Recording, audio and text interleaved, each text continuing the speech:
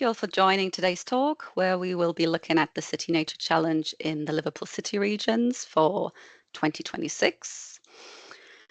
We've got quite a full program today, so I will start with a quick introduction to local environmental record centres. Then in the second part, I will be introducing the City Nature Challenge and talk about some important changes in 2026. And lastly, to take part in the City Nature Challenge, we will need to use the iNaturalist app. So I will be going over things such as creating a profile, making an observation, some tips and tricks, and projects as well. So let's start with a brief introduction to local environmental record centres. So all LCRs are not-for-profit organizations that collect, collate, and manage species and habitat data within our boundaries as outlined on the map. There is one LCR in Northern Ireland, there is 4 in Wales, 11 in Scotland, and the majority of about 48 in England. We also work quite closely with our neighbouring LCRs, especially if we're wanting to align approaches or methodologies across boundaries for large-scale projects, such as the Local Nature Recovery Strategy. And as you can see, we cover quite a small area, but nevertheless, we still have to do the same tasks as all the other LCRs. And we couldn't do this work without working with a network of people, including other conservation organizations, local authorities, universities, local experts, and volunteering groups, and so on. And that is just to ensure that the information we provide is as robust as possible to inform the decision-making process. And within North Merseyside, we cover 4 local authority areas, which are Sefton, Liverpool, Knowsley, and St Helens. And LCRs can also have different setups and host organizations, which can heavily influence how they operate. So they can be an independent charity like our neighbouring LCR Record. They can be hosted by a wildlife trust or by a partnership, such as the Greater Lincolnshire Nature Partnership. They could be a community interest company or social enterprise like Giggle in London. Or they could be hosted by a local authority like Merseyside Biobank, which is also hosted by another organisation within the council, which is Merseyside Environmental Advisory Service. And lastly, in this first section, I would just like to briefly mention ALERC, the Association of Local Environmental Record Centres, who represents LCRs nationally and regionally in terms of, for example, national or regional data agreements with national recording schemes or regional organizations, or in terms of the LNRS, making sure that things such as data licensing are dealt with appropriately. And ALERC also runs an accreditation scheme that all LCRs should be working towards to ensure best practice and that we hold and provide best available data.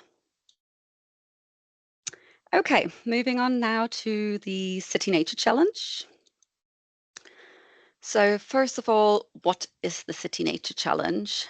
The City Nature Challenge is a 4-day global wildlife recording event where participants record as much wildlife as they can see or come across during this time.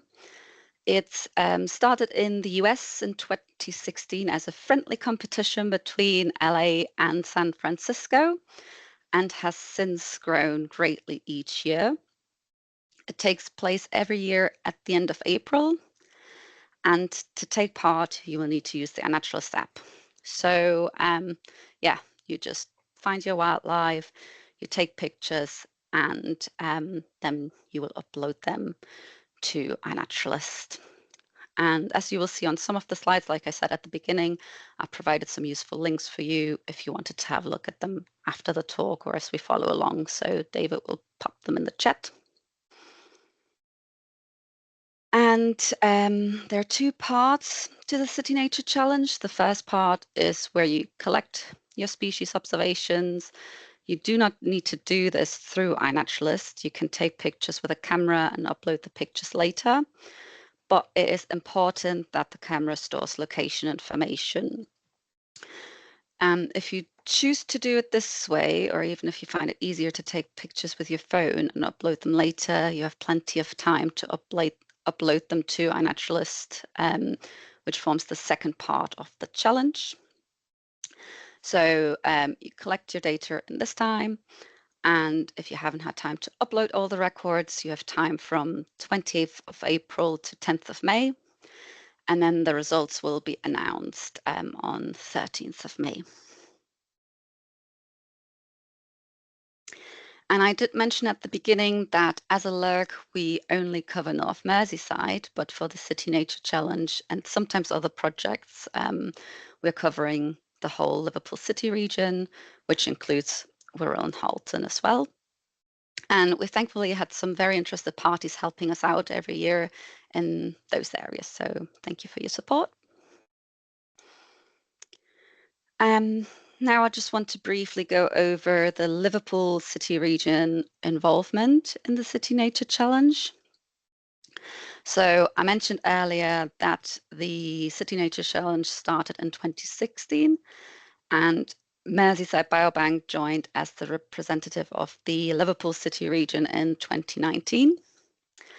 At that point, only 7 cities participated in the UK, and the Liverpool City region became second that year in the UK with about 12,500 observations. Bristol and Bath were in first place with over 15,000 observations in the UK. And the winner that year was Cape Town with over 50,000 observations. So there's quite a big gap that we have to catch up on. Then 4 years later, the UK leaderboards were introduced, which I think is quite a useful tool. There were now 22 cities participating from 7 cities in 2019, so quite a big increase. And the Liverpool City region became 7th that year. That was the year that I just joined in February, so there was not much time to prepare much, unfortunately. Then 2024 was still not a great year, but we were slightly up on observations. We became best in the Northwest that year, and there were now 24 cities participating in the UK. And then this year, we doubled our observations and became 4th in the UK and 2nd in the Northwest. And 2 more cities joined, so it's slowly picking up pace in the UK as well. And 2025 was also the 10-year anniversary. In this year, over 3 million observations were made worldwide. That's about how many records we hold in our database. So accumulating that within 4 days is quite impressive, but obviously that was done all over the world. Nearly 74,000 species were recorded, and for the first time, more than 100,000 people were involved. And you can find these stats on the NBN Atlas website. They're quite interesting and show some interesting species found around the world, as well as the total amount of observations and species and people. And at the bottom, there's a breakdown of cities and countries involved worldwide, plus the observations, species, and people for each year. And if you follow this link at the bottom, you can also look at summaries from previous years. Right, there are a few changes next year which I would like to highlight. So next year, the focus is on collaboration over competition. So that's quite in line with what I had planned for next year anyway. So that's great. As I mentioned before, the focus previously was on highest number of observation, species, and participants. So this year, the focus will also be on quality over quantity. and trying to understand the data better so it can best help with our conservation efforts. And I already mentioned important dates, so observations can be collected between Friday 24th of April and Monday 27th of April. And then the observations can still be uploaded between 28th of April and 10th of May. And this is the major change really, as this period has been extended. It was a bit shorter in previous years. And then the results will be announced on 13th of May. And lastly, casual records will not be accepted this year. So these are records that are missing a photo or a sound file, location information or a date, or are marked as captive and cultivated. So more on this a bit later when I'll be talking about iNaturalist. Lastly, for this section, I just wanted to highlight the frequently asked questions side. I should cover most of these questions today, but if you wanted to refer back to them, I've provided a link on the last slide, so you can find questions about key dates, for example, various questions on making an observation, which I'll be going over shortly, and some questions about iNaturalist as well. I've also found an archived version of this, which is a bit more comprehensive, and that's the second link on this page.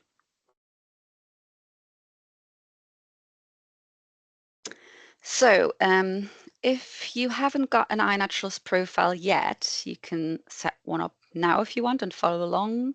It's very easy. So yeah, let's have a look at that. If you want to do this on the website, you can just follow the link on the screen. You then just need to go to sign up on the screen on the right. And yeah, then you fill in your details, agree to the various tick boxes. And they've now added a tick box for the license, which I had to double check. So when you look at just the tick box, it sounds like Lex can use the data, but when you actually take a closer look, it says that the data cannot be used commercially. And we obviously include that data in our data requests or projects.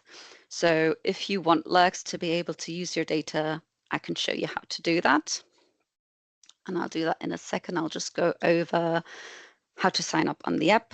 So again, it's very simple. You just go to your Google Play Store or Apple Store and you search for the iNaturalist app. Then you fill in your details and tick the check boxes. You might get a confirmation email. I can't remember because it's been so long since I signed up, but if that's the case, you just click on the link provided. So licensing for existing users. If you want a Lurk to be able to use your data, we need the CC0 license. The main thing is to apply this to your observations. So if you're a photographer and you don't want your photos to be used or your sound files, you can change those licenses individually. So all you need to do is go to those three lines at the top left in your app. And yeah, you then just go to your settings and to default licenses. And then you get three options. So you can change them for each individually, the observation license, the photo license, and the sound license. The main thing that we need as Lurks to be able to use the observations is, yeah, the default observation license, CC0. And you can also apply the licenses to previous records. Just, yeah, you can just use the option at the bottom saying change licenses for existing observations. For Apple users, you will need to do this on the website, unfortunately. So yeah, just go to the iNaturalist website, log into your account, access your account settings by clicking on the profile icon in the top right corner, and then select your account settings in the drop-down menu. Then you need to scroll down to content and display, default observation license, and choose CC BY or CC0. And again, you can do that for your photo and sound licenses as well, and apply to existing observations. And then you just need to save your settings. Okay, let's see how you can make observations in iNaturalist. So if you've never used iNaturalist before, you will not have any observations. So this bit here will be blank, and all of these measures at the top will be 0. To make your first observation, just click on the plus sign on the bottom right corner, and you will then be presented with various options. So we will first have a look at taking pictures. You can upload up to 4 photos, which sometimes makes it easier for experts to confirm your record if you've taken pictures of various features. And my recommendation is, because the app can sometimes be a little bit temperamental and slow depending on your signal, if you're taking pictures of something static like a plant, just use the iNaturalist app. But if you've got something that might be fluttering around a bit more, like invertebrates, like butterflies, bees, hoverflies, dragonflies, or say birds, then I would probably just use your phone camera and quickly take a picture and then upload it after using choose image. And yeah, then you just click on what did you see to view a few suggestions. And if the species is not on the list or you want to go to a higher level, you can use the search bar. So for this, yeah, if you're not sure if it's a wax cap, you can even just type in fungus. And yeah, if you haven't got a clue at all, you can leave it blank. That's also fine. And what I normally do as a little trick as well, if I'm going out and there are quite a lot of species that I know, just to save time, I just yeah, take pictures and leave things blank just to be efficient. And yeah, I can ID them later, or sometimes I've come home and wanted to ID them and people have already ID'd them for me. And yeah, if you're happy with the match, then you just press the select button, or you go back and select something else. And then you just need to check your date and location information as well, just to make sure they are correct. There can sometimes be, depending on your signal, the location information can just put the record somewhere else. So you do sometimes need to check that. They should both fill in automatically as well, but sometimes you need to allow permissions for the location settings on your phone as well, or you can type it in manually if you want. And you can also add optional notes in the section up here if you want to. And also there is a tick box for captive or cultivated. So yeah, we ideally just want observations of wild organisms. So something captive would be a pet or a farm animal, or a cultivated plant from a garden centre. Then if you're happy with all the information, you just press the tick at the bottom and it will be added to your list. Also, if you want to add other useful information, such as the sex or stage, you can also do this. I don't think you can do this immediately, so you will need to go back to your list of species and then click on the observation that you want to amend. So you then, yeah, just scroll down to this part here, and you get several options, such as is the organism alive or dead? Did you find the organism itself, or any signs of it, any tracks, hair, feathers? Also, you can add the life stage. Is it an adult? Is it a juvenile? and you can also select whether it's a female or a male. Lastly, you can record sound as well. You can do this directly in the app or choosing a sound you recorded. So my top tip is, though, to use another app called Merlin, especially if you're not very confident in your sound ID. So the app records any bird songs or calls and then identifies these for you, as you can see here. And you can then transfer these to iNaturalist by clicking on the share button at the top. And it will give you some options, and yeah, you need to obviously select iNaturalist, and then it will transfer that to the app. It will open it.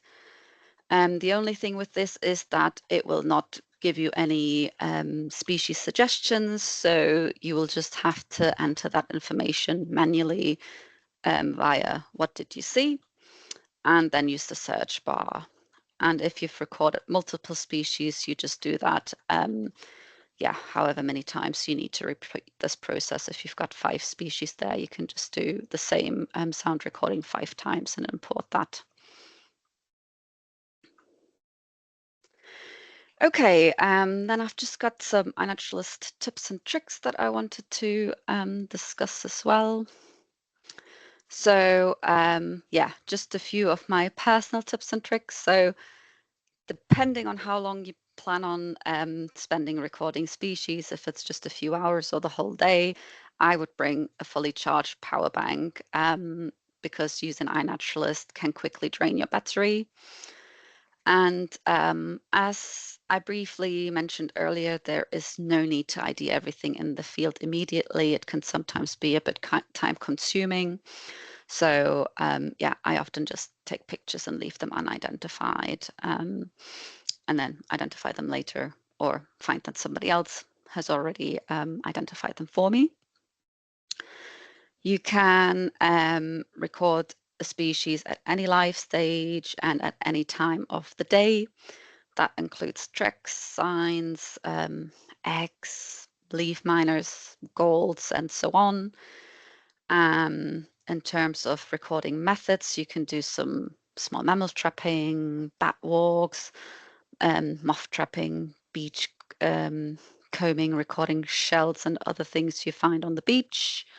And in terms of moth trapping as well, you can do that in your own garden. If you've got like a laundry line and a white bed sheet plus a torch, you just shine it on the bed sheet, have some glass jars to catch the moths, and then you can ID those, which is quite a fun activity. So you don't, yeah, need to purchase an expensive moth trap. And it might also be beneficial to record in a variety of habitats, as then you, of course, come across different species. And if you want to host your own event, you might want to decide whether you want to host a BioBlitz event with stalls or a recording day. So this all really depends on what you want to achieve with your event and how much staff or volunteers you have, and the location as well, and footfall of the location. So if you have plenty of staff and volunteers in a high footfall location, you can, for example, have a gazebo and a stall with some information and some activities and some scheduled walks as well, such as a wildflower walk, bird watching, pond dipping, and so on. Otherwise, if you're a bit limited on staff, or it's a private site, or yeah, there's not many people, it might be better to have a ticketed recording event for a few hours with a manageable amount of people joining. And if you want to host an event, please make sure that you have your risks assessment with you, and that you go over this before the event. And please also make sure that you have the relevant permissions in place from the site manager and or landowner. Again, if you want to advertise your event, we have some templates from last year, which we just need to slightly update. and we happily share that with you. All you need to do is change the event information, and if there is a QR code or something for that links to the tickets, then yeah, you need to change those as well, and the logos at the bottom of the organizations involved. But yeah, you do not have to host an event. If you are an individual, you can join other events. So, or you can also just grab a few friends and or your family and go out recording, or you can record in your garden. It might also be useful, which we've done in the past, to combine events with any other work that you might have. So, for example, we finished the Ancient Woodland Inventory update last year, and yeah, we just went out to a few potential ancient woodland sites and ground truth them. And we also combined it with a few local wildlife site surveys. Yeah, and also nearer towards the time, we will be posting some of our under-recorded areas and species that you might want to focus on. So yeah, that just gives you a little bit of guidance and direction. Also, if you are, say, a friends of group or you manage some sites, you can have a look on the app. I will go over this in a moment. And yeah, there is a map there, and you can look at your under-recorded areas and just maybe focus on those. And if you want to get even into a little bit more detail, this is probably more relevant for lurks as well. If we do some modeling or something, you can have a look at 100-meter grid squares and record in those areas. Right. Lastly, we will be looking at iNaturalist projects and their beneficial features. So in the app, you can join a project by clicking again on the three lines in the top left corner, navigate to projects, and if you haven't joined any projects yet, then this list will be empty. And then you can search for a project by using the search icon in the top right corner. And yeah, then you can just join the project. You do not have to join the project for your observations to be counted towards the project. That will be done automatically. However, there are some very useful stats that you might want to have a look at. And yeah, I find that online it's a little bit easier to do on the website. So we have already set up our 2026 City Nature Challenge project for the Liverpool City region, if you wanted to have a look. But as you can see, there's a countdown here on the left-hand side, so it hasn't started yet, so you won't be able to do much on there as of yet.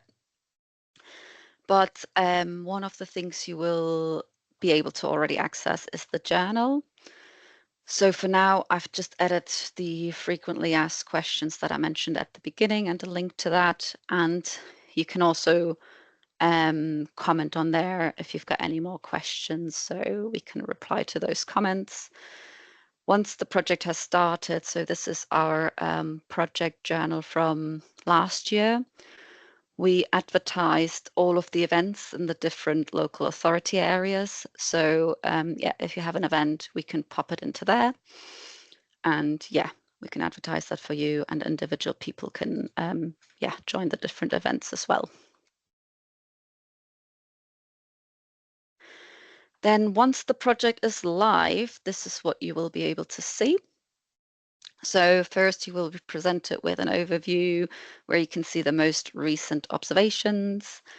If you scroll further down, you can see the recorder who has made the most observations and recorded the most species, as well as a summary of the most observed species. You can also see how many records have reached research grade, which I'll explain shortly, need ID or our casual records. So as I mentioned earlier, they just have incomplete information. And if you scroll down even a little bit further, you will see this map, and that just shows you all of the observations that have been recorded so far. And you can zoom in and out to certain locations to see how well the location has been recorded and where the recording hotspots are. So this was Corte Park, where we're based last year. So we did a bit of recording there. And we went to Croxters Park as well. So you can see where we went along, which is quite interesting. And sorry, well, it was not Croxters Park. That's a bit further away. So yeah, if you scroll back up, and then if you go and have a look at what species have been recorded under the observations, yeah, you can look at a map, you can look at the grid, which is the default that it will show up with, or you can look at it on the screen as a list. And you can also search for certain records, or you can help to identify observations. So I just wanted to have a quick look at that. So you can now see all the records that need an identification, or so these ones that are quite broad, Diptera flies, these need a better or more to species level identification, or these ones where you can agree with the suggestions that have been made. So if you click on one of these, another window will open and you can have a closer look and zoom in and out to look at certain features. You can either agree with the suggestion, or you can add an ID, you can add a comment, or you can even mark it as captive or cultivated. And then moving on to species, you can have a little browse around to see what species are the most recorded. Generally, top recorded species are plants, as they don't move about and are easier to record with the app. But last year it was the older leaf beetle that was apparently thriving. And then the next tab is the identifier tab. Just gives you a list of the top identifiers and how many records they have helped to ID. And then on the observers tab, you just get another summary of the recorders with the most observations and the most species records. And then lastly, on the final tab, the stats, you get really useful summaries. So again, you can see which records achieved research grade, need ID, and are casual records. So I did say I was going to talk a bit about research grade. So to achieve research grade, certain conditions need to be met, such as the record needs to have a date, it needs to have a location, photos and sound. The ID also needs to be confirmed by 2 or more people, and it needs to be a wild organism. Plus, the picture needs to be of the organism or evidence thereof. So not say a stone or a path or something. And it needs to be recent evidence and not over, say, 100 years old, I think, such as fossils. And the evidence should be of a single subject. Also, yeah, the ID should be at species level or a bit lower. And yeah, you will also get a summary of the taxa that have been recorded the most. So I find that quite interesting and important as well to see, yeah, where which taxonomic groups might be under-recorded and which we can focus on. And yeah, the last one is not as important. It just shows us the level of the recorders in the area. So if they're improving, supporting, leading, or maverick. So yeah. And the picture on the bottom just show observations with the most commons or the most favorited species. So yeah, that is hopefully everything. If you have any questions, David will have a look at the comments and read them out. Like I said, otherwise you can also just raise your hand. Yeah, and thank you for joining today.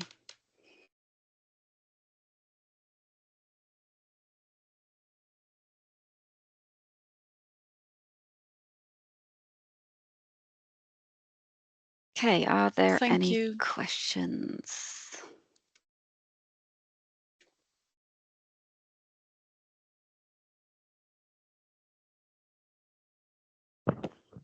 Laura just was saying, those were my records. I wonder what they were. Were they the alderleaf beetles? I think somebody said that somebody went out and recorded a whole tree full of them. So that's obviously also not that helpful if you just, yeah. I mean, for a certain project, but not for the City Nature Challenge. But yeah.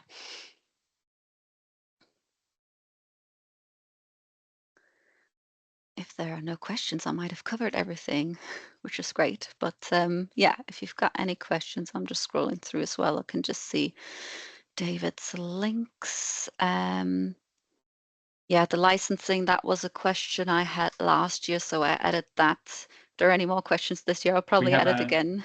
We have a question from Stuart Fraser. Oh, yes. He put his hand up. Oh, no. Hi, Eileen. Just no, very simple. It's more something that I've been told by some of the people that do sort of identifications on iNaturalist. You'd mentioned about leaving things blank on observations. It is okay to do that, and there will be people that go through and pick them up. But I've generally been encouraged to have a rough guess, even if it's just like arthropod or insect, or as you said, like fungus or bird or something, because there are quite a lot of people that are helping with identifications that will just put in, all birds, whether that's like whether someone's just written bird or had a guess at a particular species. So it's not a disaster if you don't put an identification in, but it helps those that are trying to help with identifications just to put some rough guess in. Even if you say it's a fly and it ends up being a bee or something, then at least it's in the right ballpark. So it's always worth having a go, or using the suggested iNaturalist identification if you can. But yeah, the blank ones will be got round to eventually. Yeah, sorry, I think I should have made that a little bit more clear. So I normally try to avoid that. I just do it for the City Nature Challenge because, yeah, previously it was there was a lot of pressure on getting a lot of observations in. Of course. And yeah, it's just I've noticed that sometimes it takes so long to upload or to load a species, and I know exactly what it is. So that's why I said I normally go home and identify it at home. Yeah. But yeah. You can literally just write bird, or do you know what I mean, fungus, and even if it doesn't sort of recognize that category, at least you've written something in there that quite often it'll interpret and update it for you. But yeah, it's fine if you can't, and I completely agree with you. I end up with very low battery every single time I go out and use it. I think it's the location thing particularly drains the battery, but obviously, as you said, really important that the location's in there for as accurate as possible. Yeah, and that you check that sometimes as well, because I've had a handful of my records just ending up somewhere in North Wales, and I don't know why it does that. I don't have an explanation. It might have just been the signal at the time, but I'm in one location. I haven't moved from that location all day, and then, or I have moved around on the side, but you know what I mean. Yeah. And then it just ended up somewhere, yeah, on the other It side, is. and I was like, I wasn't there. Yeah, I've recorded things in the middle of motorways and stuff before. It's like that definitely wasn't where I was. The other thing I just remembered as well, I forgot to say, so it's really useful if the records reach research grade as well, because then they get pushed through to another app called iRecord. And that's where nowadays most of the verifiers verify the record. So confirmation in iNaturalist isn't the same as verification. So it just means somebody agrees with your ID, but the proper verification, which adds to data quality, happens in iRecord, or if we grab the records. And I don't know, I don't think there's a lot of verifiers these days doing it on spreadsheets. I think they've all moved to iRecord because you then have pictures or evidence that they can then identify the species confidently. Yeah.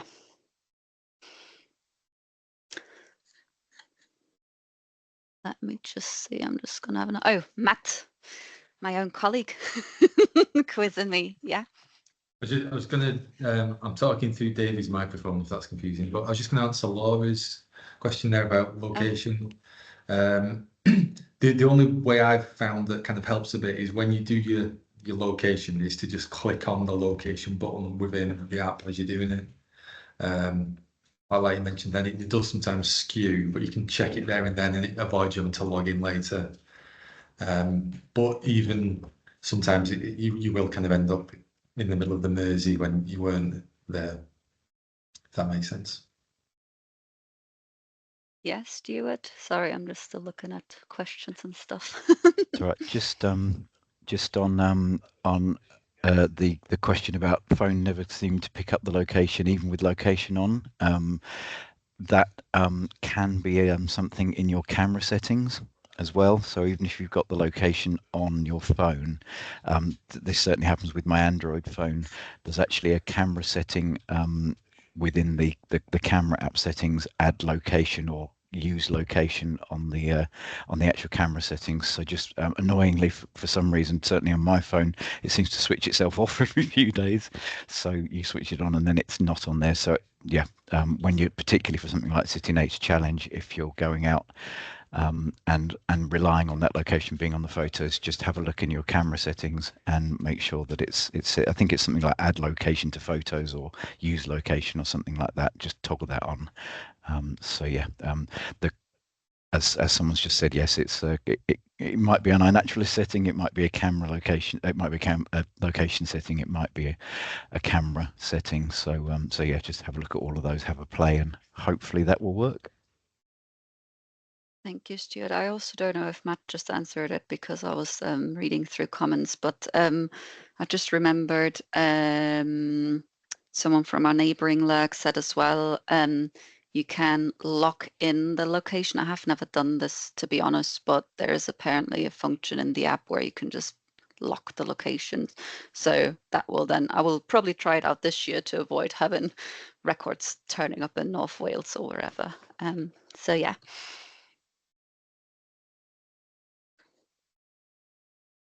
Oh, I didn't do too badly for time either. Good. I was worried about talking to people for over an hour because I had so many slides. Are there any other questions? I can't see anything, David. I don't think, have you picked up anything else? No, there's nothing said during the talk. That is a good sign, I think. I might have covered everything then. But yeah, like I said, we'll put that recording up on the YouTube channel and yeah, share that. I'll send out an email. We'll also put it on our social media and in our, well, it's not a bulletin now, in our yearly newsletter. Yeah, we'll just have that as like a placeholder so people can easily find that. And then, yeah, just the plea, if you've got any events, just send the details to us and we can advertise them for you as well with our network. And yeah, David just shared our email addresses as well for those people who have been invited by others, because I did say, please share this with anybody you know. So yeah. If there are no further questions, I will just close the meeting, I think. Thank you all for joining. And yeah, hopefully see you all next year doing some events or joining some events. Sounds good. Thank you, Alina, and Thank everybody you. else. Bye. See you soon. Thank you. Bye.